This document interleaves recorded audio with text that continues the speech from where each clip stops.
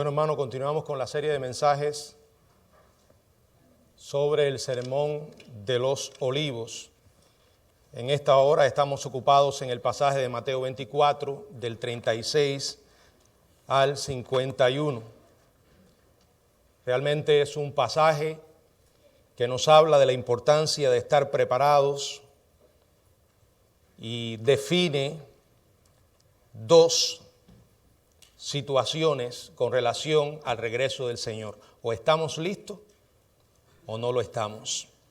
Y de eso queremos hablar, basado, como dije, en Mateo 24, del 36 al 51.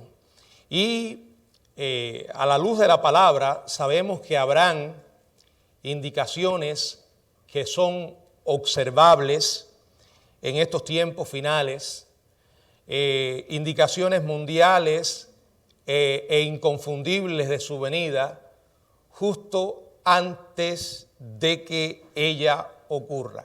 Sin embargo, esto no va a cambiar la verdad revelada de nuestro Señor de que el tiempo exacto en que se va a producir su regreso no está revelado. Nosotros no lo podemos saber. Él lo dijo con estas palabras y lo dijo de una manera categórica. El día y la hora nadie sabe. El día y la hora nadie sabe. Las señales que él ha estado describiendo hasta aquí serán una prueba concluyente de que su llegada está muy cerca. Es decir, que una vez que hayan comenzado estas señales, se conocerá el periodo general de su regreso, porque uno de los propósitos claves de las señales es hacer conocer la llegada del Señor, pero incluso durante esos días señales, el día y la hora exacta de la aparición de Jesucristo no se sabrá. O sea, es desconocido. Imaginen lo contrario, imagínense que nosotros tuviéramos la capacidad de saber el tiempo específico del regreso de nuestro Señor. A los cristianos esto nos puede volver descuidados, retraídos, espiritualmente sedentarios, quizás no esforzarnos como debiéramos. Y a los incrédulos, imagínense, dejarían hasta el último día para entregarse a Cristo, pero la realidad es que no podemos saber el día y la hora de la venida de Cristo. Ni en el mundo sobrenatural se puede conocer con exactitud. Él dijo, ni aun los ángeles de los cielos, ni aun los ángeles de los cielos. Incluso cuando Jesús estaba ya al final de su ministerio terrenal, el Hijo no sabía el día y la hora exacta en su humanidad en que regresaría a la tierra en su segunda venida. Y dice claramente, solo el Padre lo sabe. Recuerden que Jesús en su humillación, Él se despojó o digamos, rehusó usar sus atributos divinos como parte de su humillación y la omnisciencia divina estaba incluida en esto. Quiere decir que en su humanidad él desconocía el momento exacto. Como Dios, claro, lo sabía, pero como hombre no le había sido revelado. Ahora entendamos que todo este pasaje se está aplicando específicamente a las personas que estarán vivas durante los 7 años de tribulación. Y la segunda venida de la que se habla aquí no es el arrebatamiento de la iglesia, que se habrá producido 7 años antes, sino su manifestación gloriosa. El momento cuando después de 7 años Él vendrá, tal como dice la Biblia, entonces verán la señal del Hijo del Hombre en el cielo. Y a eso es que se refiere la interpretación correcta. Pero como he estado diciendo, un pasaje solo tiene una interpretación correcta, pero puede tener varias aplicaciones. Y no está mal que nosotros apliquemos eso al arrebatamiento de la iglesia, porque para nosotros esa es la venida del Señor, cuando Él viene por su pueblo. Y este pasaje describe 3 actitudes que debemos mantener en espera del regreso del Señor. 3 actitudes que deben implementar específicamente aquella generación de la que el Señor habló y de la que predicamos en el último mensaje, en Mateo 24, 34, donde dice: de cierto os digo que no pasará esta generación hasta que todo esto acontezca. O sea, la generación que estará viva durante la tribulación y que presenciará las señales descritas en los versos del 4 hasta el 29. ¿Cuáles son estas 3 actitudes? En primer lugar, hay que estar alertas. La palabra del Señor dice en los versos del 37 al 42, mas como en los días de Noé, así será la venida del Hijo del Hombre. Porque como en los días antes del diluvio, estaban comiendo y bebiendo, casándose y dando en casamiento, hasta el día en que Noé entró en el arca, y no entendieron hasta que vino el diluvio y se los llevó a todos, así será también la venida del Hijo del Hombre. Entonces estarán 2 en el campo, el uno será tomado y el otro será dejado. 2 mujeres estarán moliendo en un molino, la una será tomada y la otra será dejada. Velad pues, porque no sabéis a qué hora ha de venir vuestro Señor. Él emplea una ilustración muy conocida. Era la ilustración del diluvio y la emplea para ilustrar lo que la gente estará haciendo en esos días cercanos a su regreso. La actitud que estarán asumiendo las personas en esos días antes de su regreso. Y dice que será la misma que había en los días de Noé, antes del diluvio. Bueno, si podemos definir en una palabra la actitud que esas personas tendrían, es indiferencia. Y si podemos usar 2, total indiferencia. Era un tema que no creían, era un tema que no les importaba. Dolorosamente es la misma actitud que muchos hoy tienen con relación a la verdad de que Jesús va a regresar por segunda vez. No solo los incrédulos, que lo ven como algo descabellado o una locura, sino muchos creyentes y también muchos predicadores, pastores, maestros, personas que son responsables de enseñar la verdad y hacen con ella, la verdad profética, lo mismo que hizo el sacerdote y el levita cuando pasaron de largo por el camino junto al samaritano herido. Lo vieron y siguieron de largo. Hoy, tristemente, muchas personas siguen viendo las profecías como un tema intocable. Lo miran y siguen de largo. Qué dolor, qué vergüenza. Específicamente dice la palabra que estaban comiendo, bebiendo, casándose y dándose en casamiento. Todo esto mientras Noé predicaba. La Biblia en la segunda carta de Pedro, en el capítulo 2, verso 5, se refiere a él como pregonero de justicia. Es una expresión para expresar que Noé, mientras construía el arca, anunciaba el juicio de Dios que vendría. Ellos lo veían como una locura. Tome en cuenta que hasta ese momento no habían visto lluvia, mucho menos un diluvio. Recuerden que la tierra era regada con una cubierta capa de vapor, que lo que ofrecía era una humedad necesaria para que la vida de las plantas y los árboles crecieran, florecieran. Es decir, que no conocían la lluvia, descartaron que esto fuera a ocurrir. Mientras tanto, seguían afanados, ocupados en sus rutinas cotidianas, ¿verdad? Comiendo, bebiendo, casándose y dándose en casamiento. Todo seguía igual. La indiferencia permanecía hasta que, o sea, el hasta que del juicio de Dios.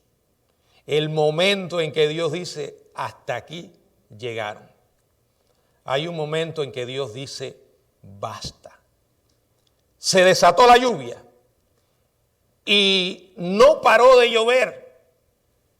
Noé había construido aquella imponente embarcación en la que solo se salvó él junto con su familia, pero estuvo predicando durante 120 años y aparte de su familia no ejerció influencia alguna en las otras personas por la total indiferencia en que vivían. Dice la palabra que no entendieron. Era la manera en la que estaban viviendo. No entendieron la situación pero tan peligrosa en la que se encontraban. Hasta que llegó el diluvio y se los llevó a todos. Luego el Señor dice claramente, así también será la venida del Hijo del Hombre.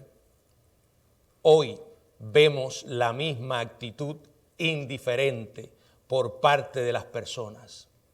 Piensan que esto es un tema absurdo, que al igual que el evangelio que predicamos es una locura. Bueno, que los incrédulos piensen eso, lo podemos entender, porque están ciegos, endurecidos, no tienen la luz del Espíritu morando en sus vidas.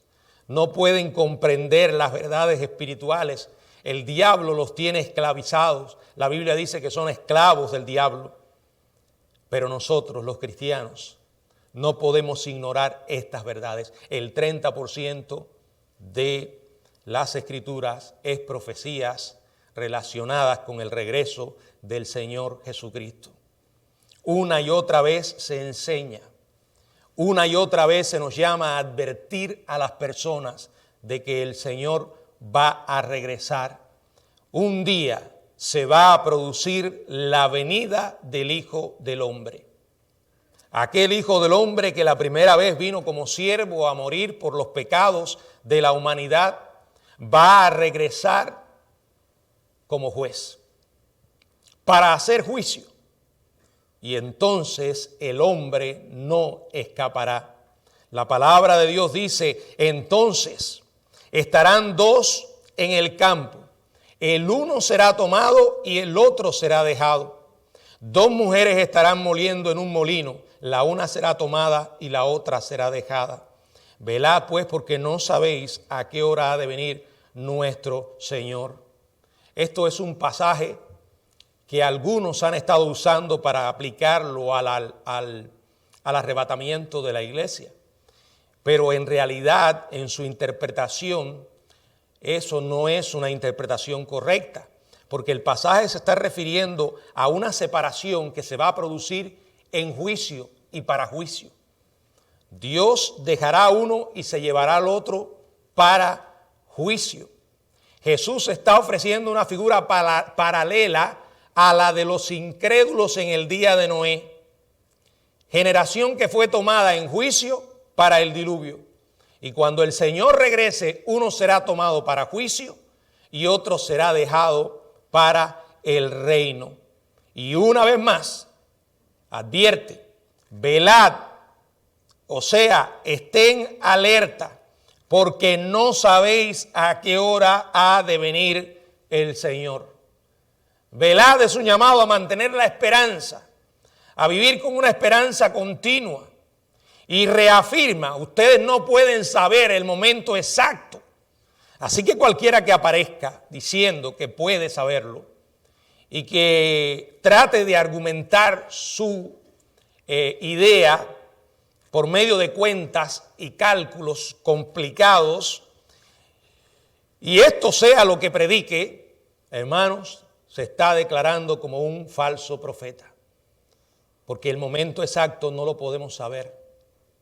Lo dice el Señor y lo dice varias veces.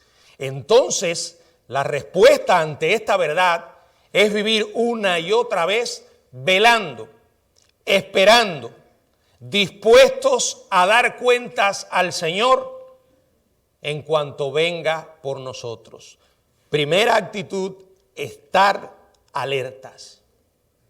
Segunda actitud, estar preparados.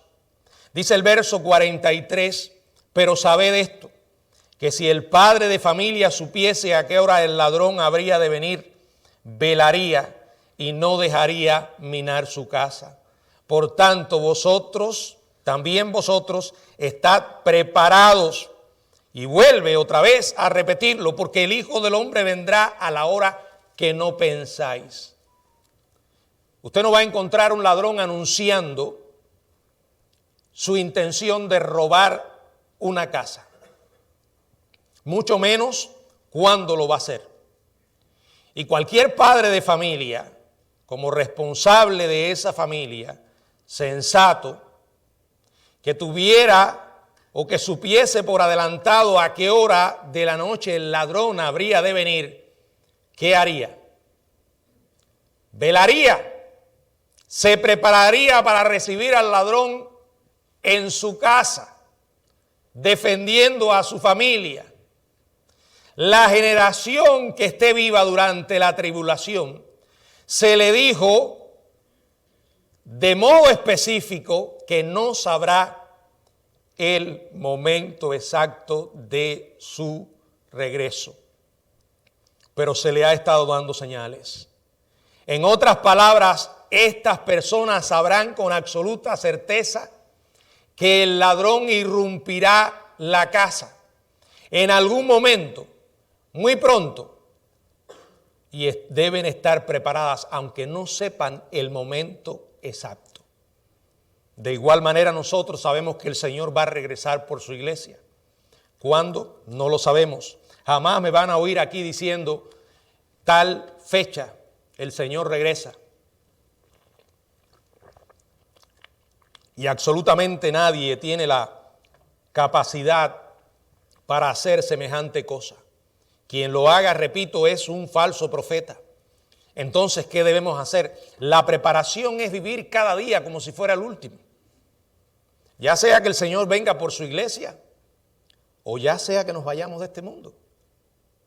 Si el Señor decidiera regresar ahora mismo, ¿estás tú preparado?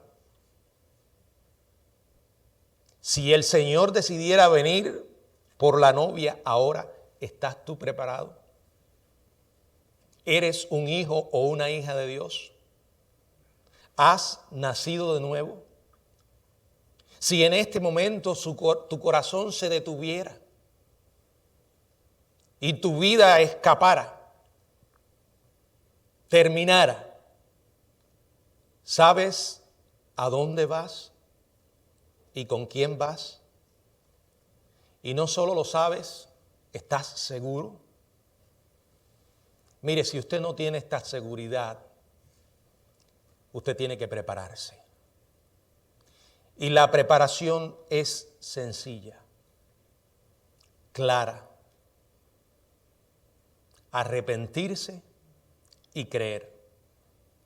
Dos cosas que vienen muy unidas y que las puede expresar en una sencilla oración a Dios, hablando con Él, reconociendo quién eres y que, como Él dice, eres un pecador que hasta ahora has estado viviendo de espaldas a Dios, a su palabra, que Él no ha significado absolutamente nada para ti, que no es el Dios que se te ha predicado, que es el Dios de la Biblia, santo, justo, que envió a su Hijo a morir por los pecadores. Un Dios que es amor, pero también es santo y es justo. Y por ese amor no va a ignorar su justicia. Por eso envió a Cristo. Ese es el Dios de la Biblia, no el que la gente se imagina.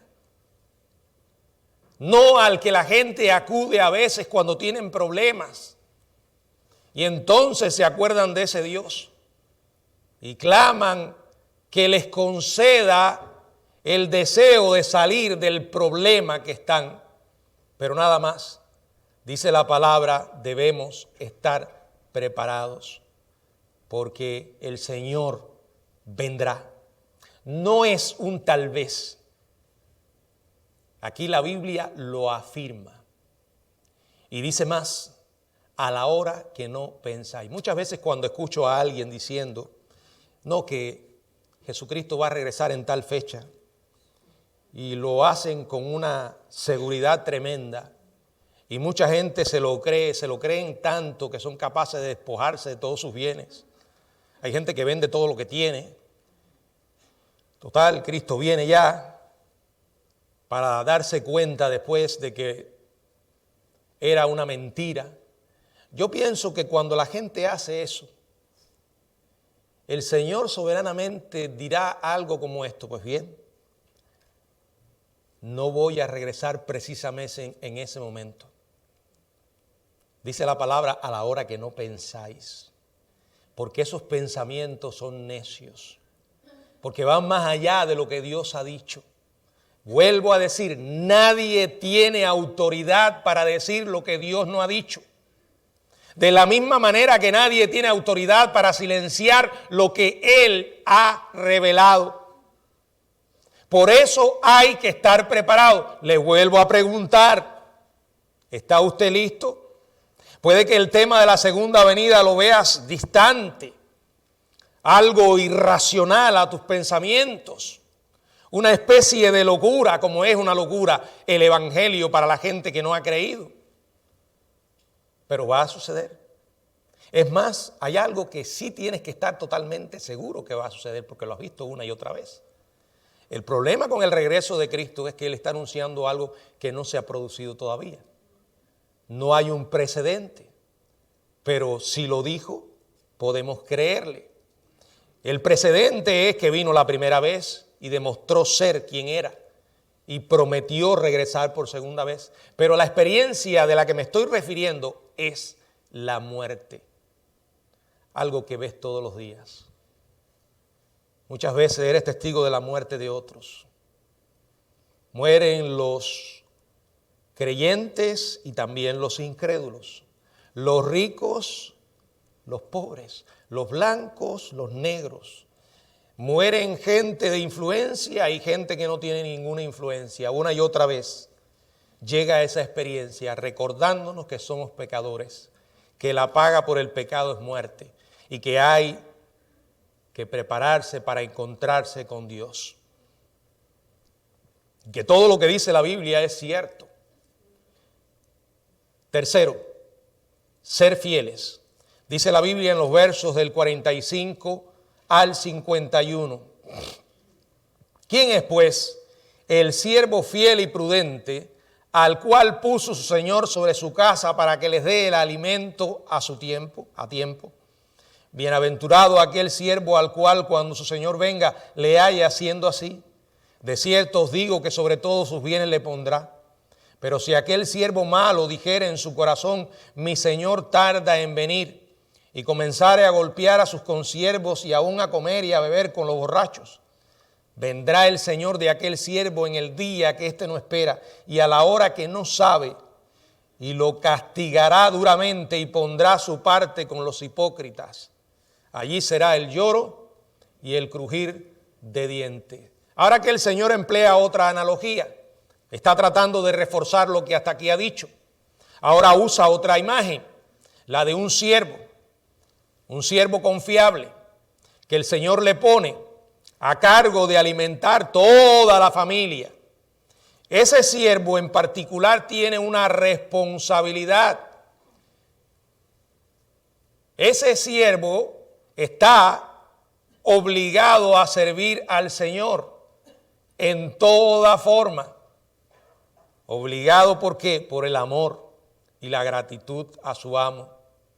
Recuerden que usted y yo somos mayordomos y tenemos responsabilidades en esta tierra. Y nuestra mayordomía debe ser fiel y prudente. La vida, el aliento, la energía, los talentos, los dones espirituales y toda buena dádiva, como dice Santiago, nos han llegado de nuestro Dios para usarlas en su gloria. Dice el verso 46 y 47, bienaventurado aquel siervo, al cual cuando su Señor venga le halle haciendo así. De cierto os digo que sobre todos sus bienes le pondrá. Es obvio que aquí el Señor se está dirigiendo a creyentes, aquellos que se han sometido a Cristo como Salvador y Señor. A ese creyente que sea hallado fiel en lo que Dios le ha confiado, el Señor le va a poner a cargo de todos los bienes. El Señor le va a bendecir mucho más espiritualmente. La palabra de Dios dice en Apocalipsis, en el capítulo 3, verso 21, donde podemos leer: al que venciere le daré que se siente conmigo en mi trono, así como yo he vencido y me he sentado con mi Padre en su trono. Un detallito, aquí el Señor está hablando de que está sentado, compartiendo el trono con el Padre. No es el trono de David del que he estado mencionando en estos últimos días, que tiene que ocurrir y ocurrirá en el futuro, cuando Él, solamente Él, estará sentado como heredero de David, como parte de ser de la simiente de David. Ahora Él promete que reinaremos con Él, promete bendición. Ahora también habla de otro tipo de siervo, al siervo malo. Estos son los no creyentes. También se les pedirá cuenta. No creyentes que a veces están dentro de las iglesias, pero que no han nacido de nuevo. Y aquellos también que siguen viviendo abiertamente como pecadores y rebeldes contra Dios, que siguen viviendo como si no les importara para nada la verdad y la misericordia divina. Otros estarán conscientes de su condición perdida y de la necesidad de un Salvador, pero aún así no querrán creer, creyendo que van a tener tiempo para cumplir sus propósitos egoístas. Son aquellos que dicen: bueno, todavía tengo tiempo, todavía puedo esperar un poco más. El tiempo es precioso, se va y se va rápido. Ninguno de nosotros tiene garantizado el futuro. No, usted no sabe lo que puede ocurrir en las próximas horas. Pero hay gente que en esa condición dice: Él se demora demasiado, mi Señor tarda en venir. La gente que dice: esta gente llevan años diciendo que el Señor va a regresar. Y algunos cristianos se intimidan ante estos comentarios, y tomando como base que también han habido algunos grupos que van de casa en casa llevando un mensaje de juicio. Prepárate que viene el Armagedón. Y ahí están, un mensaje intimidante sin esperanza, una religión vacía sin un Salvador. Bueno, el hecho de que algunos proclamen esa mentira retorcida no nos puede silenciar a decir que sí, nosotros creemos que el Señor va a regresar y que lo hará por segunda vez. Pero estos siervos malos, ¿qué hacen? Como dice Eclesiastés, que algunos, al no llegarles el juicio de manera inmediata, siguen pecando, ¿verdad? Como todavía tengo salud y me siento fuerte, y me voy a morir, pero todavía se demora.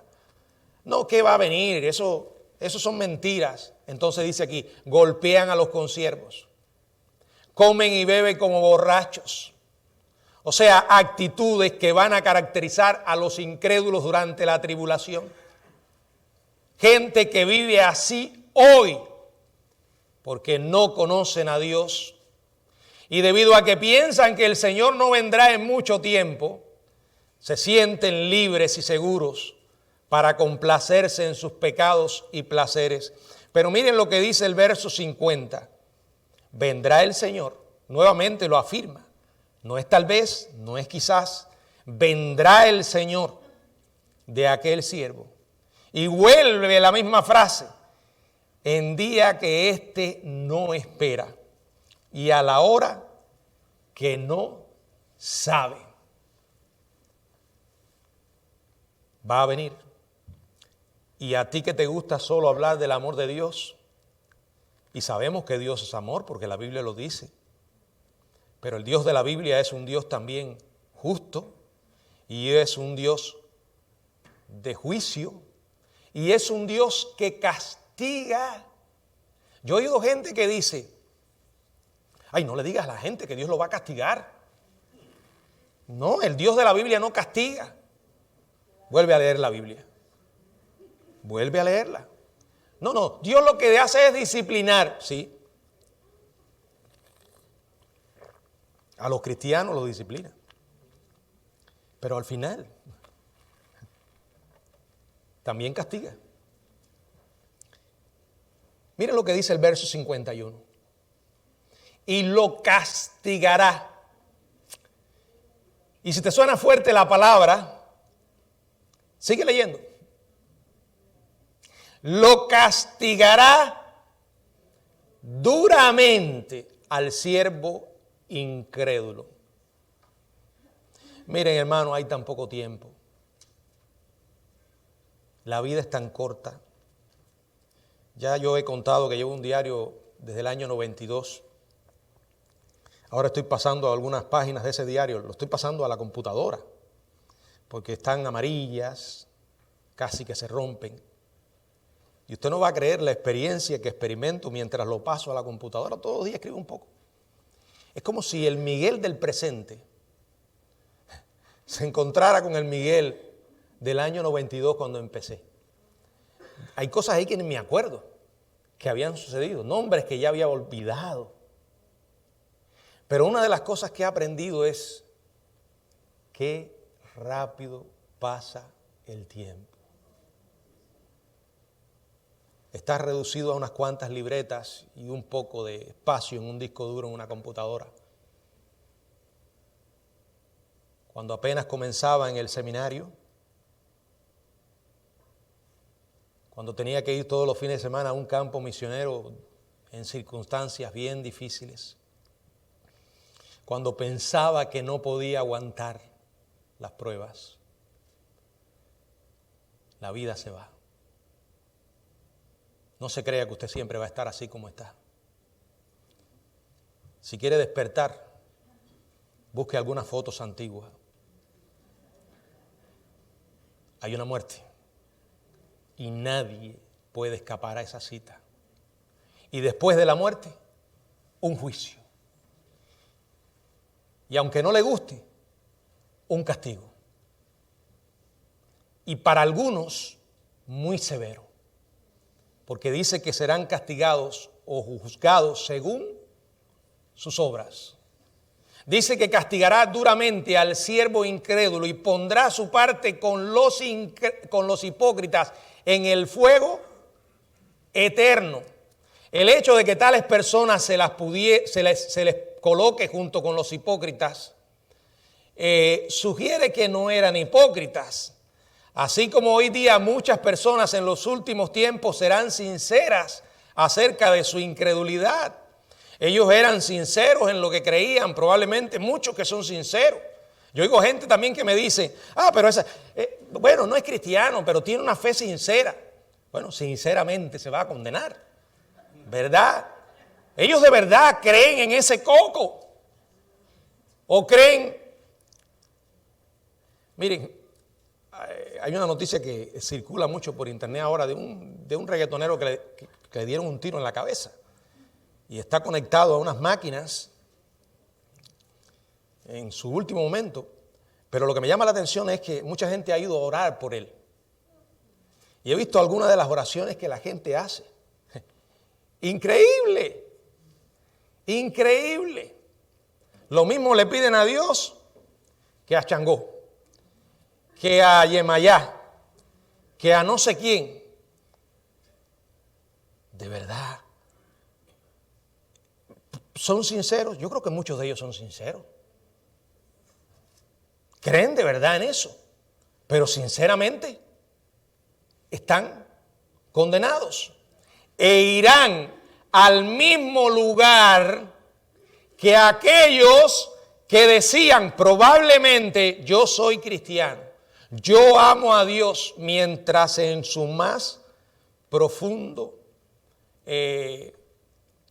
condición espiritual, esa gente lleva una doble vida, una doble moral, hipócritas. Al final dice la palabra que allí será llevados y será el lloro y el crujir de dientes. El lloro y el crujir de dientes. ¿Estamos nosotros preparados, como la palabra de Dios nos dice? ¿Estamos siendo fieles?